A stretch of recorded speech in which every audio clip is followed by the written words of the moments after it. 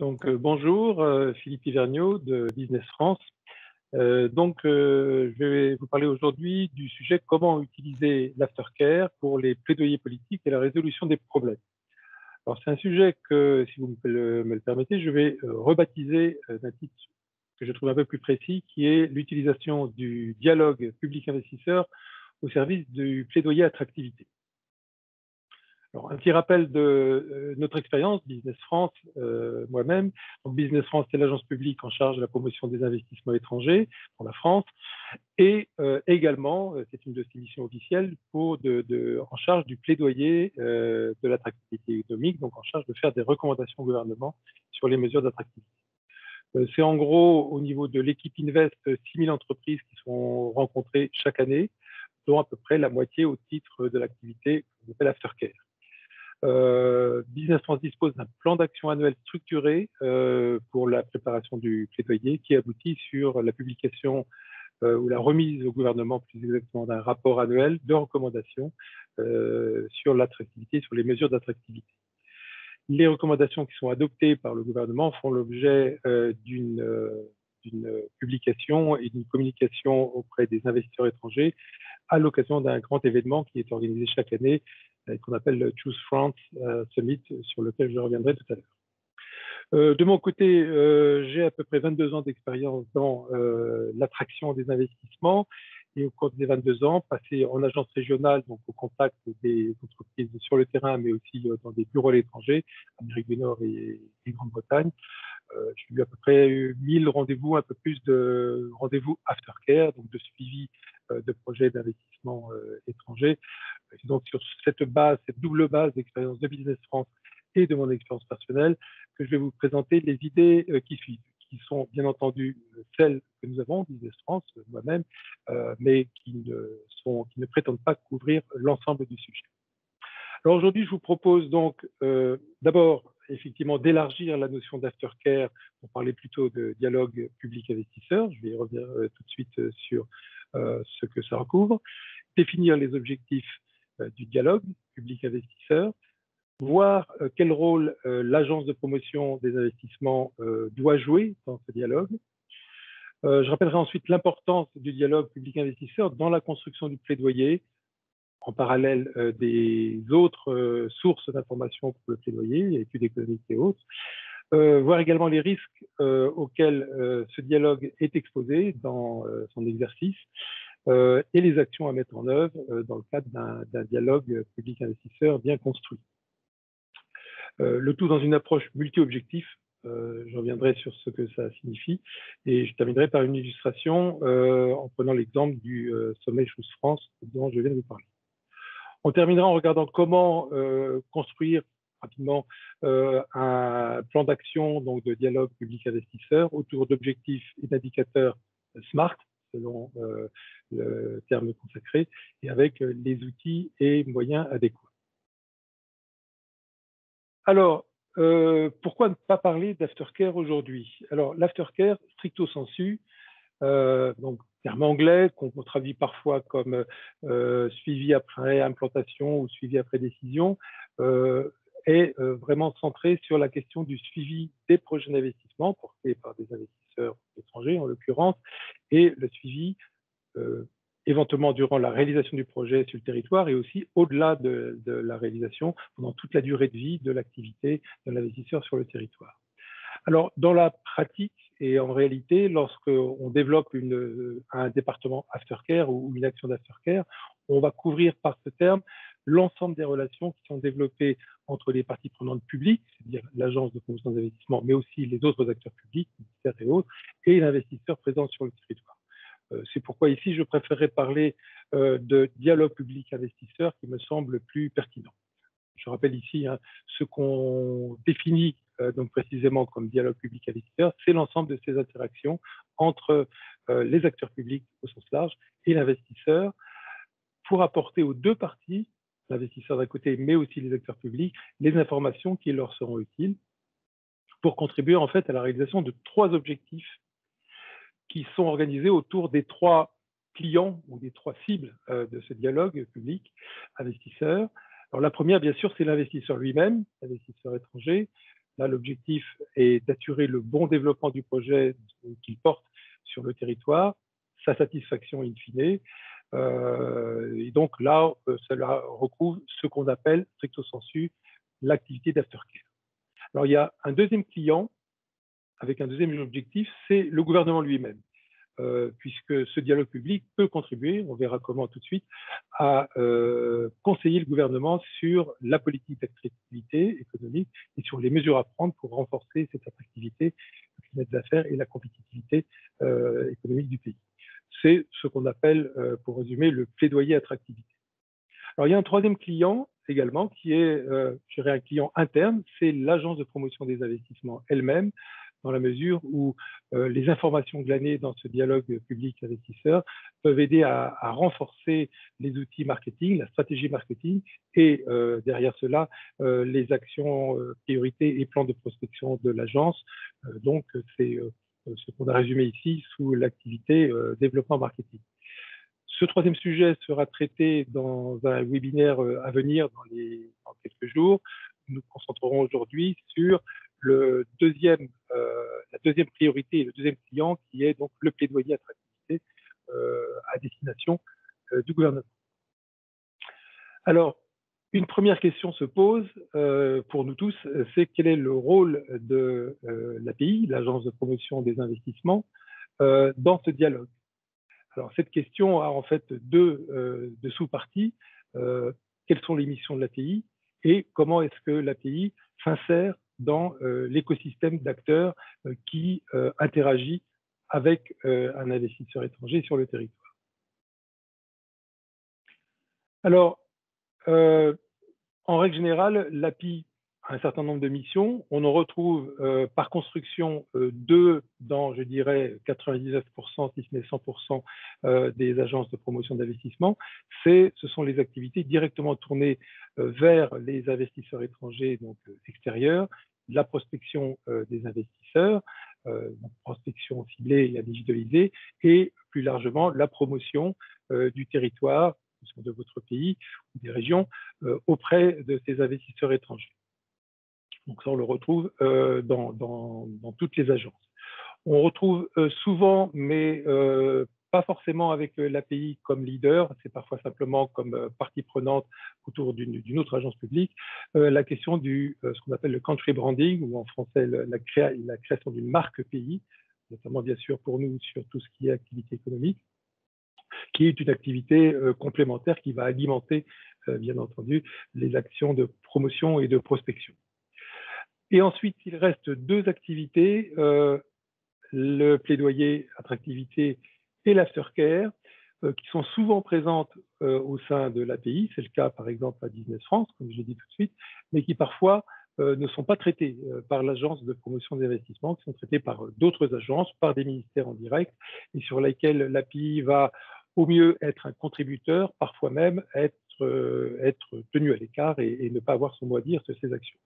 Donc, on verra que ça peut poser un problème sur la cohérence ensuite du dialogue public-investisseur, en tout cas du point de vue de l'API. Alors, le deuxième sujet, donc, c'est la multiplication des acteurs, puisque quand on parle de dialogue public-investisseur, il ne s'agit pas simplement de l'API, qui, selon nous, en tout cas, doit être évidemment un acteur et même un acteur central dans ce dialogue avec l'investisseur. Il y a aussi beaucoup d'autres acteurs qui vont intervenir, les ministères, l'administration, les services de l'administration qui ont à faire avec l'investisseur, économie, innovation, etc.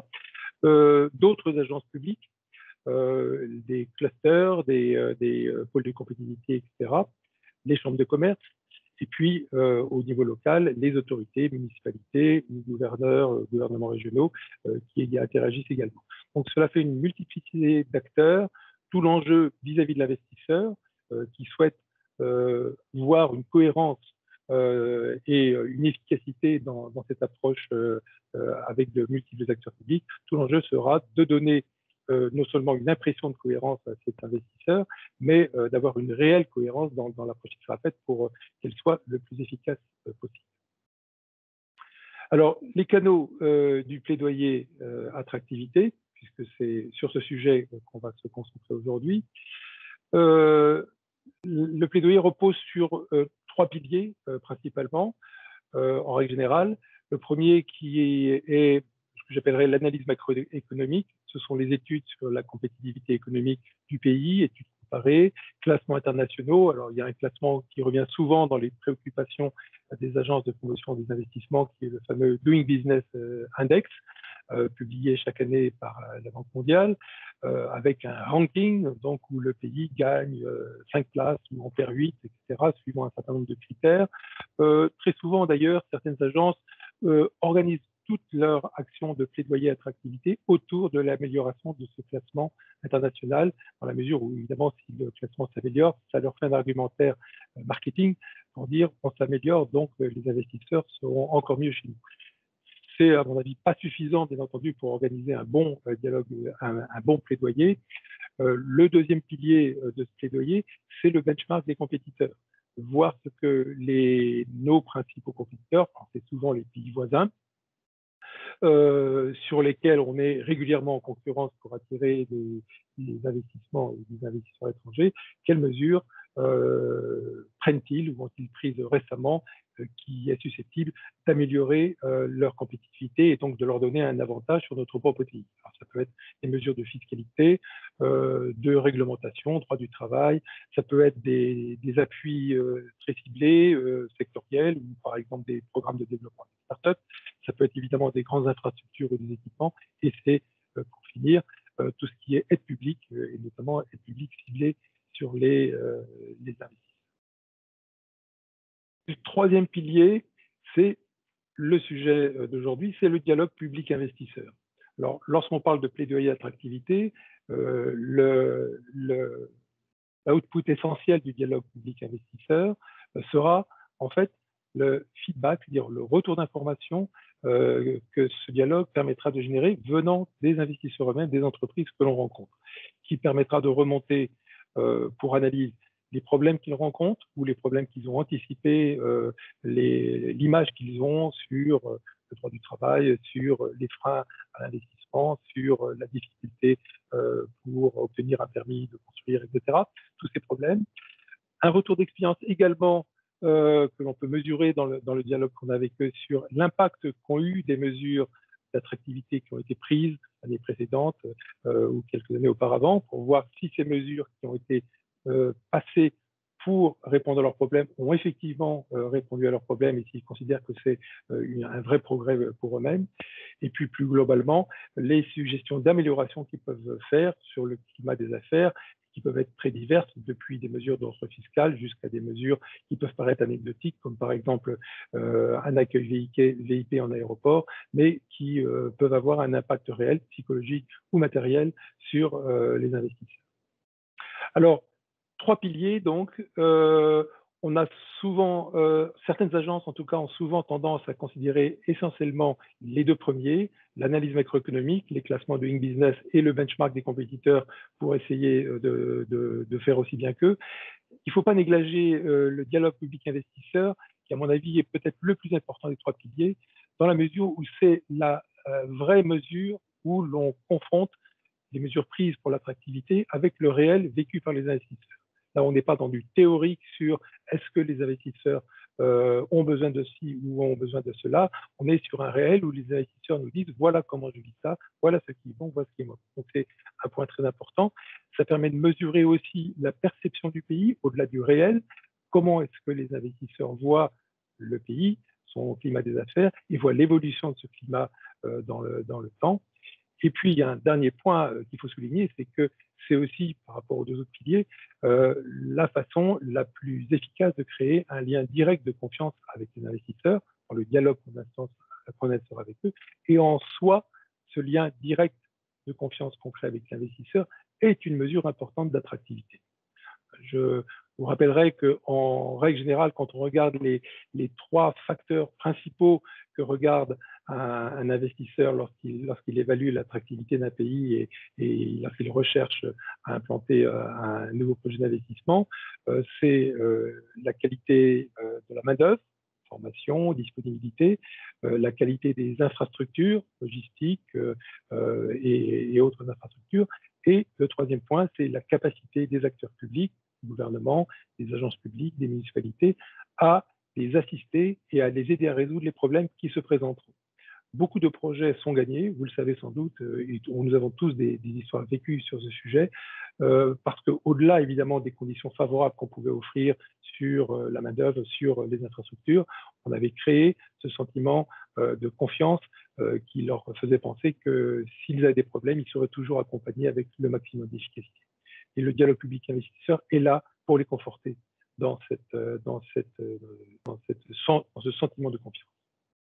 Alors, pour résumer, lorsqu'on regarde le plaidoyer attractivité, on s'aperçoit qu'il se retrouve en fait au carrefour de deux activités.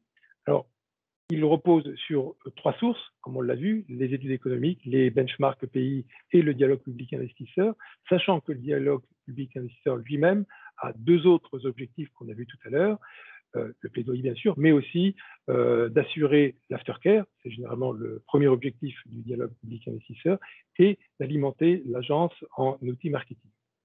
Donc, toute la subtilité et la complexité de l'exercice de dialogue public-investisseur sera de réussir à bien combiner de façon la plus efficace possible ces activités qui sont généralement gérées par deux départements différents. Si on prend une agence de promotion des investissements, le plaidoyer, les études économiques sont plutôt généralement confiées au département études économiques, alors que le dialogue public-investisseur, notamment au travers des actions d'aftercare et de marketing, est lui plutôt lié au département services aux investisseurs ou au département aftercare, sachant qu'il y a cette interface de l'alimentation du plaidoyer qu'il faut gérer. Alors, quels sont les risques par rapport à ce qu'on vient de dire que peut encourir le dialogue public-investisseur? Le premier, c'est qu'il soit considéré, justement par rapport à ces questions de positionnement que l'on vient de voir, comme une action non prioritaire, voire éventuellement comme quelque chose qui n'est pas une mission de l'agence de promotion des investissements, qui doit se concentrer sur la prospection et la négociation des projets, qui sont évidemment importantes en termes de résultats espérés, et que donc le dialogue public-investisseur, le plaidoyer viennent finalement derrière. C'est un premier problème. Comment le résoudre?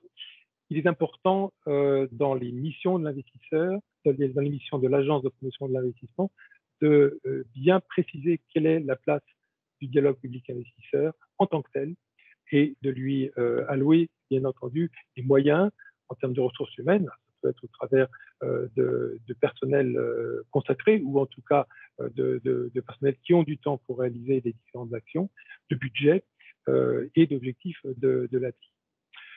Le deuxième écueil, c'est de concevoir ce dialogue public-investisseur comme uniquement un outil de contrôle, si on peut dire, des investissements. C'est-à-dire récolter des données sur les investissements, les statistiques, le nombre d'emplois créés, le volume d'investissement réalisé, le contrôle des aides, le contrôle des conditions, voir si l'investisseur a rempli ces conditions, qui sont des choses importantes et utiles à faire, mais qui ne doivent pas être un objectif, en tout cas l'objectif premier du dialogue public-investisseur.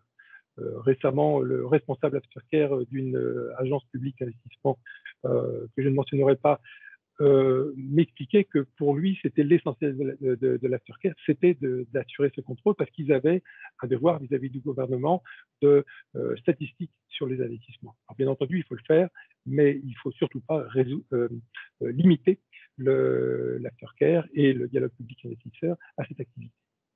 Donc, bien définir les objectifs et les indicateurs clés qui vont permettre de programmer puis de mesurer ensuite les résultats obtenus par le dialogue avec investisseurs pour éviter justement de se circonscrire à ce simple rôle.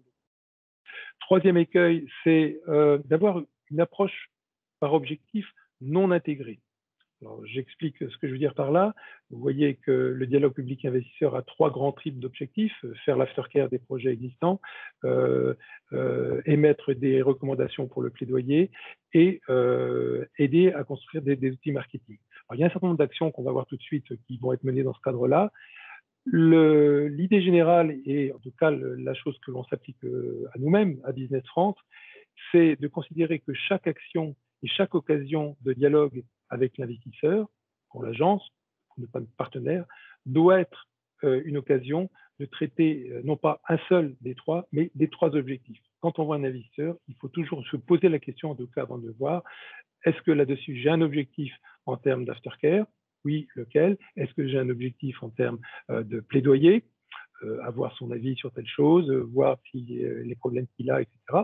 Et un troisième point, est-ce que je pourrais en tirer des éléments pour améliorer mon marketing, par exemple une success story, si il mentionne qu'il est très content de telle et telle chose, ou qu'il vient d'investir, qu'il vient de faire un nouveau projet, etc. Donc, avoir toujours ces trois objectifs en tête et organiser chaque action qu'on va mener dans le cadre du DPI en précisant pour chaque action quels sont les objectifs sur chacun de ces trois grands objectifs. L'approche multi-objectif intégrée du DPI, c'est important. Alors, le dernier écueil, c'est le risque de dispersion du DPI dans la mesure où il y a des acteurs multiples, pas seulement l'API, mais d'autres acteurs ministériels, d'autres agences, etc. Très difficile, c'est un sujet de toute façon qu'on ne peut pas résoudre comme cela. Un point important, et une solution, c'est de passer une convention de partenariat, si possible, avec un rôle de coordinateur donné à l'API. Alors, les actions du DPI, il y en a diverses, je les mentionne rapidement. Les entretiens individuels avec les dirigeants, que ce soit des filiales locales ou des QG au niveau régional ou mondial. Les entretiens de haut niveau, donc, moins nombreux bien sûr, mais lorsque c'est justifié avec le président, avec des ministres ou avec l'ambassadeur de notre pays au niveau des QG. Les enquêtes à distance, bilan annuel, enquête de satisfaction, enquête d'attractivité. Une web page dédiée sur votre site internet pour les investisseurs présents, sur les actualités, sur les événements, sur les nouvelles mesures passées, etc.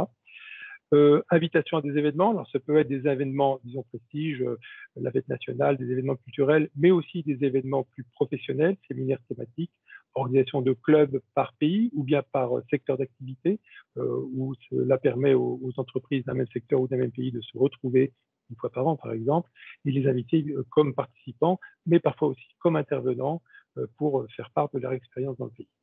Et un dernier point, les rencontres de prestige, typiquement, par exemple, le Conseil supérieur de l'attractivité, lorsqu'on réunit autour du président ou du Premier ministre une vingtaine, une trentaine de dirigeants d'entreprises étrangères.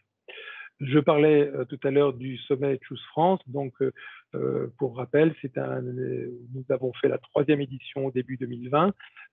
Désormais, ça a lieu tous les ans au château de Versailles. C'est 150 à peu près chefs d'entreprise, de grandes entreprises étrangères et parfois d'entreprises petites technologiques qui se réunissent autour du président, du Premier ministre, de 20 ministres.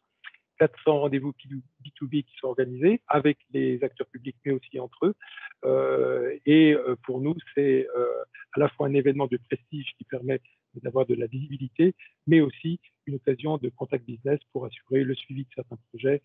Donc, on retrouve bien les trois objectifs que l'on a mentionnés tout à l'heure. Alors, l'approche multi-objectif, voilà comment elle peut se traduire. Si on regarde, j'ai listé ici à gauche les différents types d'activités que l'on mène. Et si on regarde par rapport à nos trois objectifs, aftercare, plaidoyer, marketing, plus l'objectif annexe de statistique et le développement de la relation de confiance, ben, on peut finalement voir pour chaque type d'action quel peut être son impact sur chacun des objectifs. Donc, le classement que nous avons fait ici en mettant les vert foncé, high pour les objectifs très importants, medium pour objectifs moyens et low pour objectifs secondaires.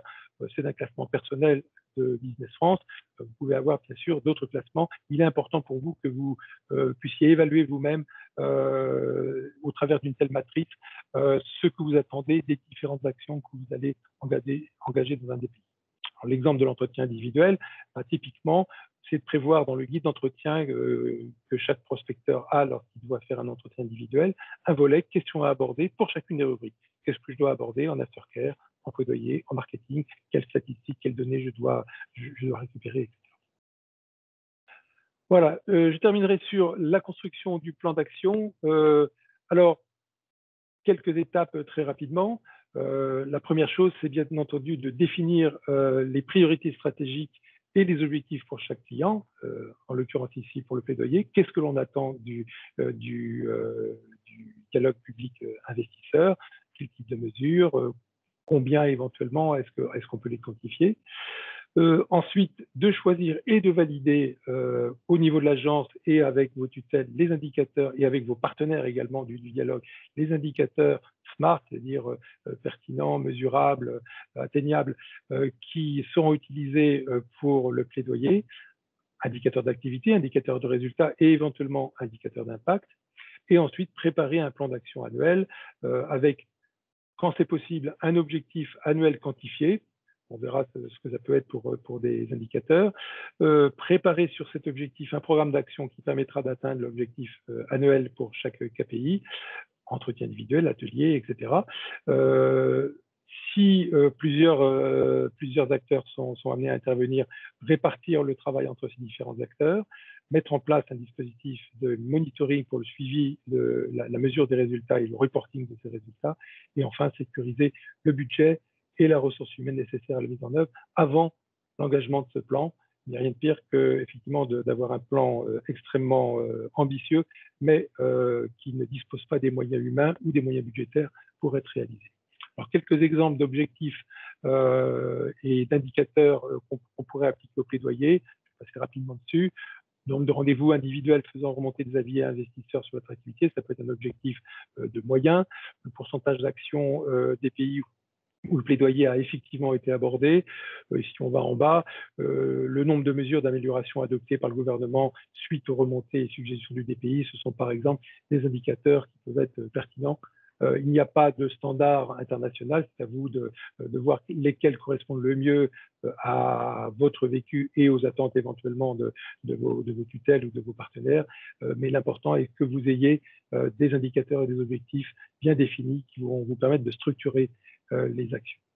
Dernier point sur les outils et moyens, il faut commencer, et bien sûr, par avoir une liste qualifiée des investisseurs étrangers présents dans le pays. On n'a jamais une liste exhaustive à 100%, mais c'est un travail continu d'essayer de la qualifier, de retirer ceux qui sont partis et surtout de rajouter ceux qui sont présents et qu'on ne connaissait pas forcément. Le tout, le gérer dans une base de données, alors idéalement un CRM, mais en tout cas une base de données, ne fût-ce qu'un tableau Excel pour pouvoir gérer les données et les mettre à jour, planifier les actions et enregistrer les comptes rendus pour pouvoir assurer un suivi dans le temps de chaque investisseur. Une convention de partenariat avec les acteurs nationaux impliqués, on l'a évoqué, qui permettent de définir qui doit faire quoi dans ce dialogue. Et puis, dernier point, définir quelles ressources humaines on a besoin et de quel budget on a besoin pour mener cette action. C'est une activité qui est généralement peu onéreuse, sauf évidemment les éléments de prestige, mais néanmoins, il faut qu'elle soit correctement dotée de moyens, sinon on risque effectivement l'échec ou l'insatisfaction. En conclusion, donc, la contribution du dialogue public investisseur à la mission de plaidoyer n'est pas une contribution marginale, c'est une contribution essentielle, c'est un des 3 piliers importants du plaidoyer. Ça doit être une priorité de l'agence de promotion des investissements. Dans la mesure du possible, l'agence devrait être l'agence coordinateur du dialogue public investisseur vis-à-vis des autres partenaires. Si ce n'est pas le cas, elle doit au moins s'assurer que l'ensemble des partenaires contribuent à l'alimentation du plaidoyer. Le DPI, donc, il doit être organisé de façon équilibrée sur les 3 piliers aftercare, plaidoyer, marketing, en l'abordant de façon intégrée, comme on l'a dit, et structuré autour d'un plan d'action avec des KPI, objectifs quantifiés, atteignables et mesurables. Dernier point, s'assurer que les moyens RH et budget sont bien mobilisés et sont bien disponibles pour que ce plan de ce dialogue public investisseur soit le plus fructueux possible, tant pour le gouvernement, qui est le client en l'occurrence, que pour les investisseurs. Voilà, je vous remercie pour votre attention et je suis bien sûr disponible pour les questions que vous auriez.